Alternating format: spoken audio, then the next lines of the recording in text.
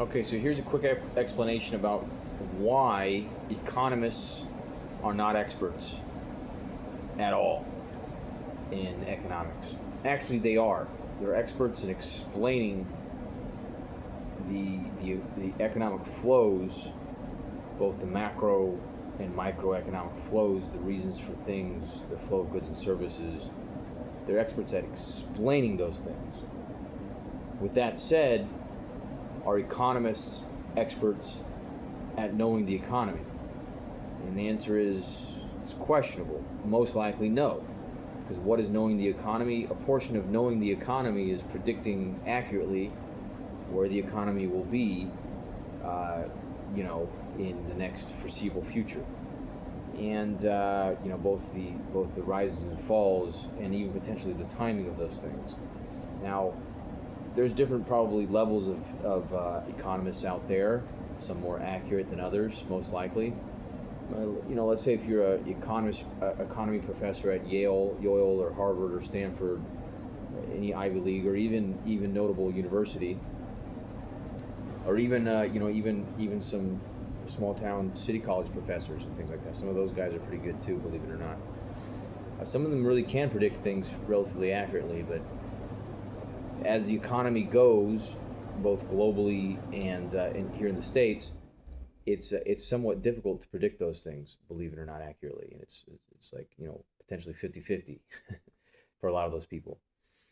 Practitioners that practitioner of economic principles, one who actually invest into the economy, actually they rise and fall based on their accuracy of their investments.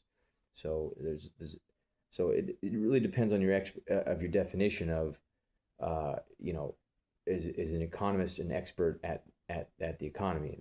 The answer is it's questionable. With that being said, there's a previous statement that I made about removing real estate from the asset class to the liability portion of an accounting table. And the reason I wanted to clarify some of these things slightly more articulately, despite my inability to say the word articulately, I wanted to articulate more accurately the reason why I said this with further clarification. Now, residential real estate, when I refer to real estate, I'm actually referring to the residential portion of real estate, not necessarily the commercial portion of real estate. So that's what's called a clarification statement, or differentiating, the classification of real estate. With that being said, there may be a plethora of real estate investors out there that say, "What are you talking about? Real estate for us is totally an asset because we make money on it." I was like, "That's true." And congratulations. How did you do it? How can I be a part of it? Let me in. I can generate leads. I can do the work. I can be part of that. If there's some of those people make large percentage returns on their portfolio, their asset portfolio of real estate.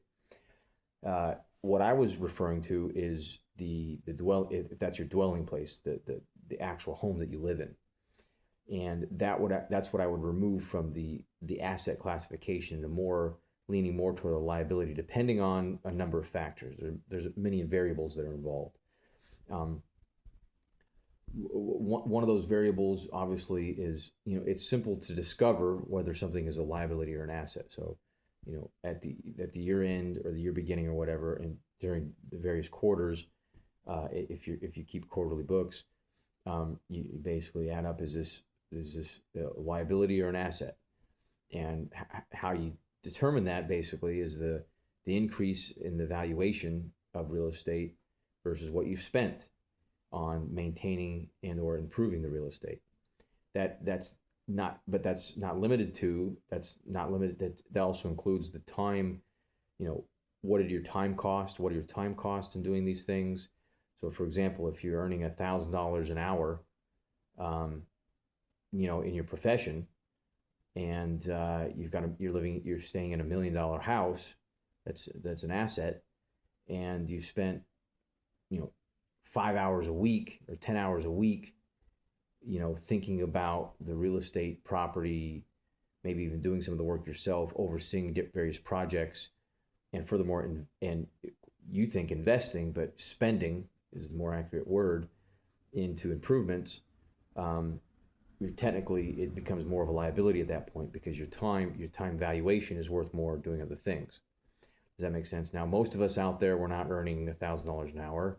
Realize those things, but that's a consideration that you should consider in whether the house that you're living in or staying in is deemed as an asset or a liability. Now, most of you, if you were to actually do that calculation appropriately, you would discover that the house that you're living in would be determined, would basically be a liability for most folks out there. The 80% or 90% of American homeowners that mostly that are either paying a mortgage and taxes, and also doing various improvements on a yearly basis to maintain or improve their house, plus the time to maintain the grounds and things of that sort. So if you consider it along that line, valuing your time appropriately, you would discover potentially that it's actually a liability.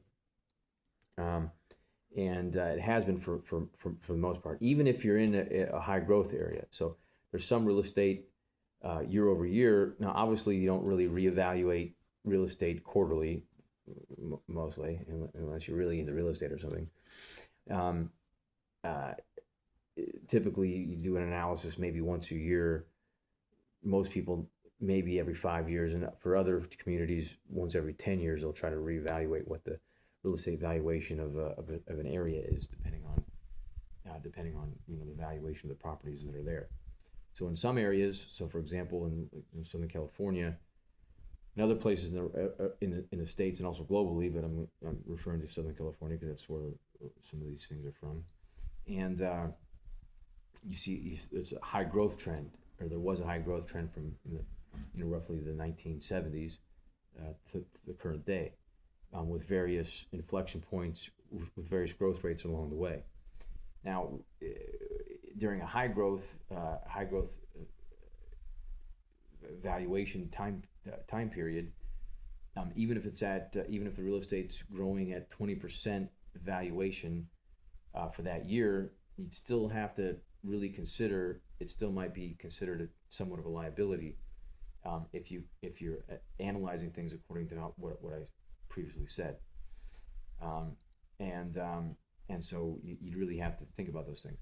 Now, if it's an asset, if it's something where you fixing up a property and then you sell it within a reasonable time frame, and you earn money from that investment, that's when I would say investment, net positive return, that's a different story. Or if it's a rental property and you're realizing the rental income above and beyond the time that you spent and the revenue that you spent or invested, I should say, into the improvement of the property in correlation with the rental income that's being in the taxes and everything that goes along with that. So, in other words, real estate's a tough go, one could say, for most folks, despite what it looks like on paper.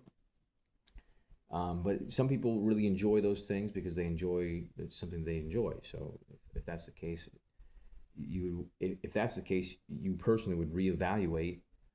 You maybe even remove time costs from the equation, especially if you don't have anything else to do in your spare time that would be valued at that whatever pay rate. So if you're working a job, whatever, how many hours a week, and the time that you're off your job, you don't really have or any inclination or desire or really know how to earn revenue without having a job, then you wouldn't really consider your time costs at that point per se. You could, pretty much everybody could figure out a way to make extra money, most likely. I shouldn't say everybody, but you understand what I'm saying. So that's basically that's what I'm talking about when I'm saying removing the residential home from the asset column to the liability column. Now, then you also have, for the folks that do the analysis and still realize that the residential house still meets the qualifications of being an asset, or the time that they invested the revenue that they invested into the house, it's still on paper is deemed as an asset. Then you also have to consider macroeconomic trends. In other words, market corrections, and that's for those high growth pockets in the United States of America, including Southern California, where you've seen there's been market corrections along the way. Vis-a-vis, an example would be in the 1987 total market correction and the year 2007 total market correction. Now, some of those corrections didn't really impact as much. Some of those areas, believe it or not, they maintained their valuation even through the market correction because of other monies that were available to those communities. So the valuation wasn't that much impacted. But there are very few communities that would still be able to consider real estate their primary residence as an asset. Few and far between. So anyways, that's a simple explanation. Probably nobody will listen to this recording, so I just wanted to clarify.